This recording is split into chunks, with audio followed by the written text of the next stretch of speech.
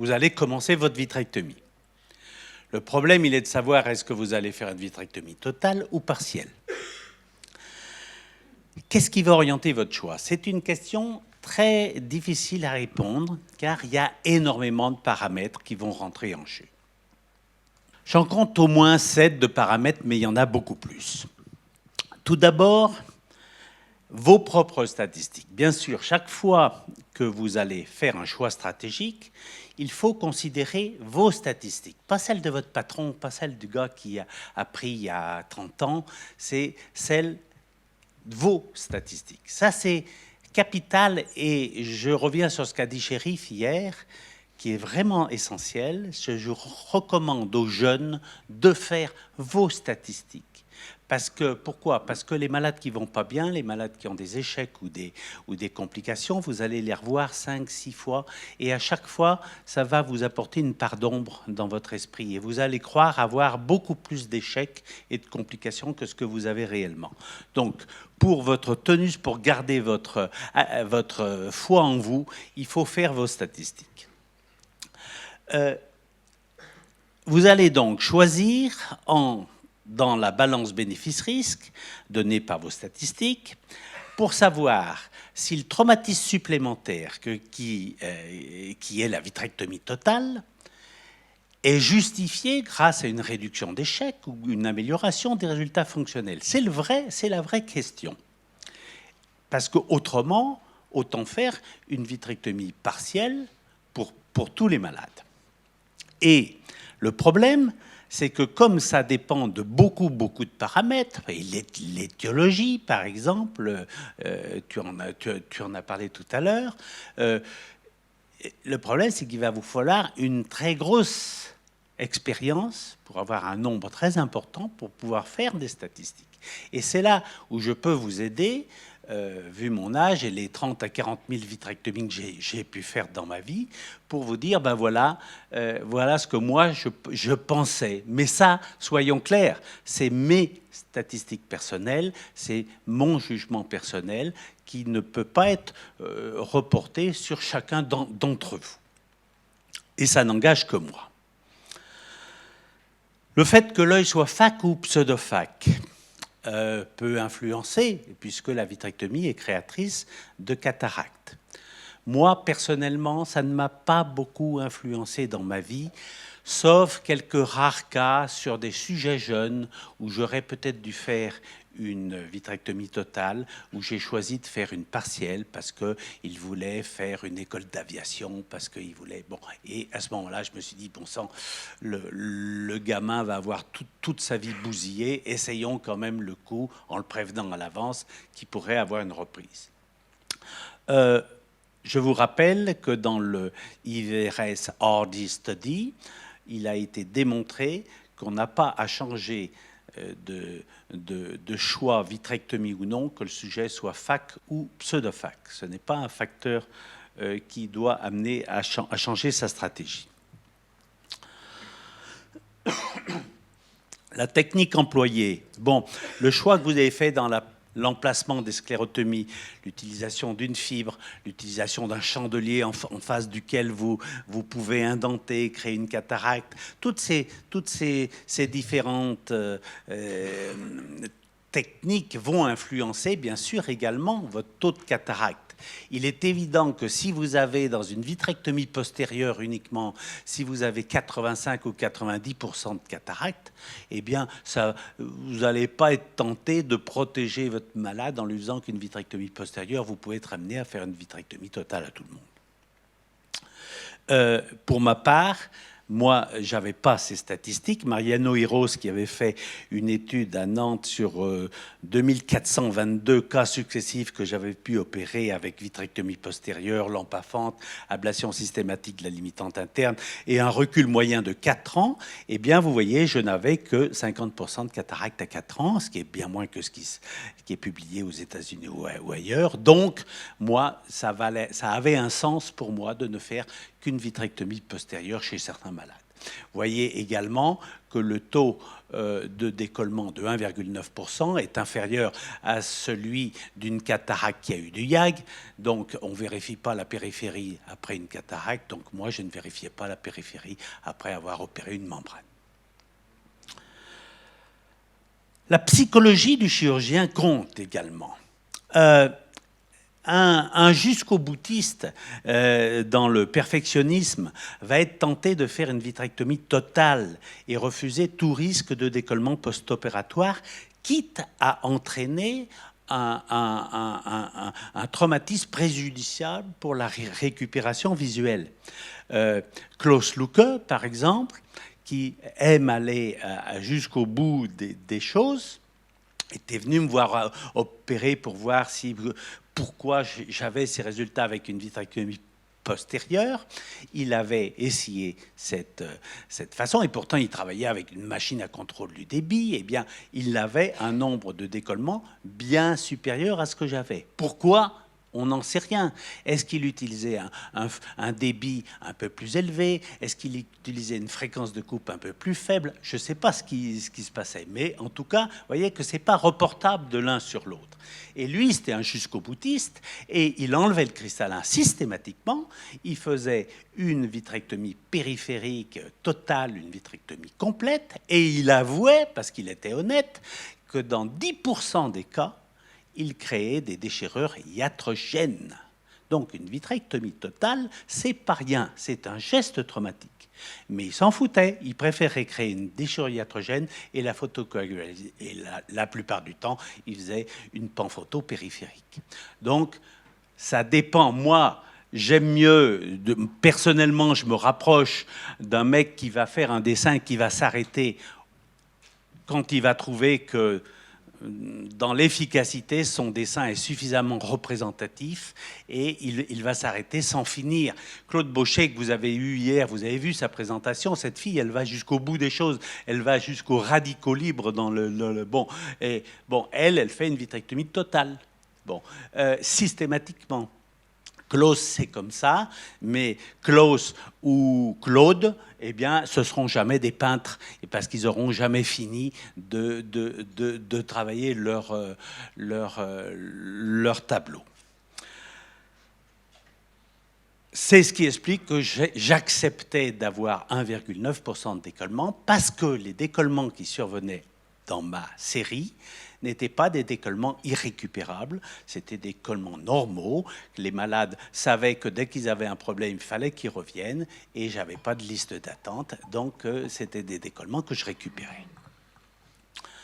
Selon que vous avez une machine équipée d'une ventouserie ou un contrôle du débit, vos résultats vont varier. On en a parlé l'an dernier, vous savez, il y a cette étude sur les corps flottants, a montré que si vous opérez avec une pompe Venturi, vous avez 3,6 fois plus de cataracte qu'avec une pompe péristaltique, et vous avez 5,5 fois plus de décollement. Vous créez 5,5 fois plus de décollement. Et ces décollements, si on se réfère au Hardy Study, eh bien dans ces décollements, il y a 3 fois plus d'yeux perdus. C'est-à-dire que si vous opérez avec une machine Venturi, vous avez 15 fois plus d'yeux perdus par décollement de rétine post-opératoire. Bon, c'est des choses qui marquent et qui vont changer vos statistiques et changer votre façon de réagir. Et je dois vous faire un aveu, faire un mea culpa rétrospectif. Vous savez que j'ai été beaucoup critiqué dans les années 90, entre 90 et 2000, par la bande de Godric, Korobelnik, Massin, Pack, il n'y avait pas Tadayoni encore à l'époque. Ils me critiquaient d'opérer les membranes à 6/10 avec des métamorphopsies, parce qu'ils disaient que le jeu n'en valait pas la chandelle et que je tirais un petit peu sur tout ce qui bouge. Et ça m'avait choqué, ça m'avait fait du mal, parce qu'on pouvait imaginer que j'opérais pour gagner de l'argent. Et en fait, et je m'étais dit, tiens, il m'agresse parce que je suis en privé et que c'était toute une bande de socialistes et ils pouvaient pas, ils aimaient pas les mecs du privé. Bon, et en fait, je fais mon mea culpa. Ils avaient 5 fois plus de décollement, c'est vrai, mais c'est parce qu'ils avaient une machine Alcon tous. Donc, si vous voulez, je regrette d'avoir dit qu'ils étaient agressifs avec moi. Ils étaient honnêtes. Ils avaient des statistiques à 5 fois plus de décollement, mais moi, j'étais honnête aussi, et j'avais des statistiques à 1,9. Donc, si vous voyez qu'on peut changer de philosophie selon la machine qu'on opère, qu'on utilise. Et je vous rappelle, avec une pompe à contrôle du débit, vous pouvez couper lentement, ça laisse le temps au vitré de rentrer et vous faites à ce moment-là un peeling, alors qu'avec une machine Venturi, vous êtes obligé, pour diminuer la dangerosité de la machine, de couper très vite et vous ne pouvez faire qu'un shaving. Et c'est ce qui explique qu'il y a plus de PVR post-op, que quand on coupe vite, la rétine ne bouge pas. Ça, c'est vraiment une chose qu'il faut que vous encriez dans votre tête. Les gens, sous prétexte qu'ils ont une machine dont ils ont peur, qu'ils ont une pièce à main dont ils ont peur, quand ils ont une pompe Venturi, eh bien, ce qu'ils veulent, c'est que la rétine ne bouge pas. Mais si la rétine ne bouge pas, c'est que le vitré ne vient pas. Hein? Si vous voulez manger la rétine, manger le vitré qui est adhérent à la rétine, automatiquement, il faut que votre rétine bouge. Et ces conneries de couper à 50 000 coups minute, là, je suis sûr que la rétine ne va pas bouger. Moi, j'ai opéré à 400 000 coups minute avec un laser holmium. Hein, on est deux, Suzanne Binder en Autriche et moi, à avoir travaillé avec cette machine. C'était une catastrophe. On n'enlevait rien. Plus la vitesse de coupe est élevée, plus on aspire de l'eau, et c'est pour ça qu'ils vous disent que ça augmente le débit quand on coupe vite. Le deuxième avantage de la pompe à contrôle du débit, c'est que vous allez pouvoir travailler à pression positive. Vous voyez, là, j'ai un flot à 1,7, eh bien, j'ai plus 30 à la pompe. Or, ça, je suis désolé, c'est une différence essentielle, mais aucune machine Venturi ne peut travailler avec une pression positive. Par définition, une Venturi ne sait faire qu'une dépression. Et donc, imaginez que ça peut changer les choses. Quand hier, je vous disais, mais quelle chance vous avez si vous travaillez avec une pompe Venturi, parce que vous allez faire un bond gigantesque dans vos statistiques. Imaginez de passer de 1,5 à 2 pour 1000 d'yeux perdus après chirurgie maculaire, alors que vous aviez 1,5 à 3% d'yeux perdus quand vous travaillez avec une pompe Venturi. Et ça, quel que soit, l'INSEE a bien dit, quelle que soit votre expérience, votre ancienneté et le nombre de malades que vous opérez, si vous opérez dans une clinique, à l'hôpital et dans n'importe quel pays. Et encore faut-il que vous connaissiez les paramètres. Alors, premièrement, et Jean-Paul en a parlé hier, bien sûr, choisissez votre aspiration max en fonction de votre infusion max. Vous voyez, en 25, avec une infusion normale, vous ne pouvez pas infuser dans l'eau à plus de 10 cc. Donc, ne prenez pas 12 cc en 25, c'est-à-dire en aspiration, parce que vous aspirerez plus que ce que vous êtes capable d'infuser. Pour la vitrectomie centrale, le but, c'est d'éviter les incarcérations et les déchirures rétiniennes. Pour éviter les incarcérations, comme on l'a dit, ne sortez pas, rentrez, à moins que vous ayez une confiance absolue dans vos pluggers, et évitez le nombre d'entrées et sorties, quoi qu'il arrive. C'est ce que je vous ai présenté hier, les avantages de la lampe à fente, c'est que vous faites une vitrectomie totale en une fois, sans sortir votre vitréotome. Vous ne le sortez que quand tout le vitré est enlevé, périphérique est enlevé, donc vous diminuez votre nombre d'incarcération. Pour éviter les déchirures, c'est difficile. Pourquoi ? Parce que vous jouiez sur le débit ou la fréquence de coupe, on a le même choix entre être plus efficace et plus dangereux ou moins efficace et moins dangereux. Et en plus, ça va dépendre de tout un tas de choses. Est-ce qu'il y a des attaches entre le vitré et la rétine? Est-ce qu'il y a des attaches rétro-équatoriales? Le vitré est-il liquéfié ou au contraire très structuré? Y a-t-il un décollement ciliaire qui va ajouter à la mobilité rétinienne? En cas de déchirure géante, également le liquide qui est sous la rétine est moins visqueux, donc il va moins tenir votre rétine. Tous ces éléments font qu'en permanence, vous allez devoir adapter vos paramètres d'aspiration et de coupe en fonction de ce que vous voyez. Et c'est pourquoi il est tellement important d'avoir une pédale bilinéaire qui vous permet d'adapter à chaque moment de votre vitrectomie la fréquence de coupe et le débit. Alors, si vous me demandez qu'est-ce qu'en moyenne je recommande pour la vitrectomie centrale, je vous dirais que pour une membrane, un trou maculaire, un œdème, moi je travaillais en gros, je vous recommande 8 cc par minute et 800 coups par minute, ça me semble correct, ça laisse le temps au vitré de rentrer, mais vous n'êtes pas trop dangereux. Si vous choisissez par exemple 12 cc de flux et 400 coups minute, ça non, vous serez trop dangereux, vous créez des déchirures sur la base du vitré. Si vous choisissez 4 cc minute et 2000 coups par minute, là vous ne serez pas assez efficace. Donc vous allez mettre une plombe pour faire votre vitrectomie centrale. Pour un décollement, je vous recommanderais entre 6 et 8 cc minute et entre 800 et 1000 coups minute, c'est-à-dire un tout petit peu plus sécurisé. Vous voyez au passage que si vous travaillez par exemple en Venturi, en 23 gauche par exemple, 8 cc ça correspond à 75 mm de mercure, à moins 75 de vide, et que personne ne travaille en Venturi à moins 75 de vide, ce qui explique que les gens sont dangereux en Venturi sans se rendre compte, ils sont dangereux, ils créent et c'est ce qui explique qu'ils ont 3 fois plus d'échecs. Pour la vitrectomie périphérique, vous allez vouloir enlever les hyaloïdes antérieurs et postérieurs et réduire au maximum la base du vitré. Un petit truc pour vous faciliter les choses, on a commencé à en parler un peu hier. Si vous devez faire un DPV, moi ce que je vous recommande, c'est de faire une vitrectomie centrale sans vous approcher de la rétine. Ne commencez pas sur une rétine à plat, ne commencez pas au ras de la rétine. Vous allez enlever une galette de vitré centrale et vous allez à ce moment-là, sans couper, plonger votre vitréotome dans le pancake adhérent à la rétine, appuyez à fond sur la pédale, les fibres vont rentrer dans la porte, vont boucher votre aspiration, la dépression va monter jusqu'à moins 600 mm de mercure, et là vous aurez toute la force des moins 600 mm de mercure pour tirer votre hyaloïde dans la lacune centrale qui est vidée de vitré.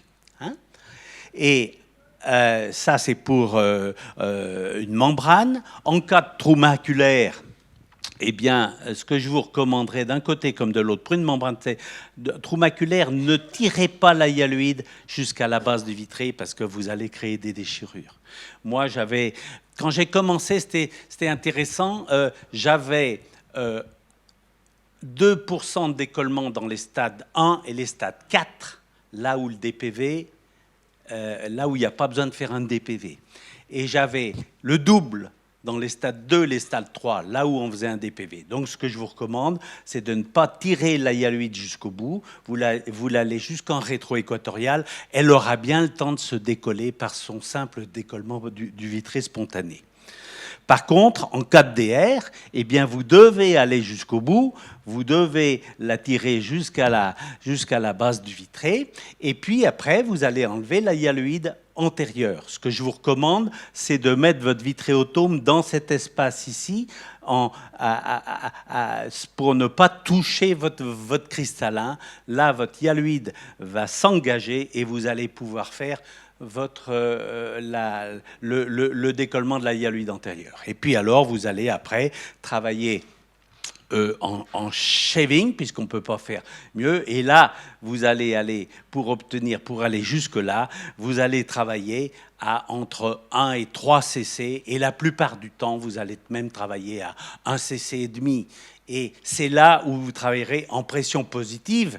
Pourquoi? Parce qu'à 1 cc et demi, vous voyez, vous êtes de l'autre côté de la truc, vous n'êtes pas en négatif, vous êtes en positif. Et ça, bien sûr, une Venturi ne peut pas vous le donner. Pour aller très vite, voici un cas d'une hémorragie du vitré. Non, c'était une perforation. Voilà, vous allez voir, ça va vite. Là, hop, je fais mon DPV. Vous voyez, j'ai plongé le vitréotome dans le vitré pour le décoller, ce qui permet après de manger le vitré. Là, vous voyez, à 800 coups minutes. Vous voyez, au passage, va apparaître le corps étranger. Voilà. Après, vous voyez, je me mets à l'équateur du cristallin. Je vois avec la lampe à fente où je suis. Là, j'aspire ma hyaloïde. Hop, clac, et je la coupe. À partir du moment où vous avez fait une coupure, l'eau peut rentrer entre la hyaloïde et le cristallin et vous pouvez enlever votre hyaloïde facilement. Et puis là, après, on fait le vitré périphérique, comme a montré très bien Nabil hier sur une merveilleuse vidéo. Vous voyez qu'en aspirant, vous avez le vitré très périphérique qui va s'incarcérer dans votre bouche. Je terminerai très vite que le choix dépend également de la pathologie à opérer. Alors, je vous ai fait là un diagramme où là, le vitré est normal, est sain, il n'est pas pathologique. Il n'y a donc pas besoin de faire un DPV, parce qu'il y a un très faible risque de PVR. Et là, le vitré est malade, il y a besoin de faire un DPV parce qu'il y a un risque important de PVR. Donc là, on ne fera qu'une vitrectomie postérieure, et là, c'était plutôt les membranes, les édèmes, les trous maculaires de stade 1 et 4. Je faisais juste une vitrectomie postérieure. Lorsque c'est un stade 2 ou 3 où il faut faire un peu un DPV pour une hémorragie maculaire également, je fais une vitrectomie postérieure élargie. Pour les hémorragies du vitré, les décollements de stade A, les implants luxés, je faisais une vitrectomie complète, mais je n'allais pas jusqu'au bout, quitte à créer des déchirures iatrogènes. Et la vitrectomie complète avec ablation de la hyaloïde antérieure et postérieure, bien sûr, mais surtout antérieure, et le shaving vraiment jusqu'à la base du vitré, je le réservais au stade B, C et D, aux rétinopathies diabétiques proliférantes, aux décollements inflammatoires et aux perforations. Je vous remercie de votre attention.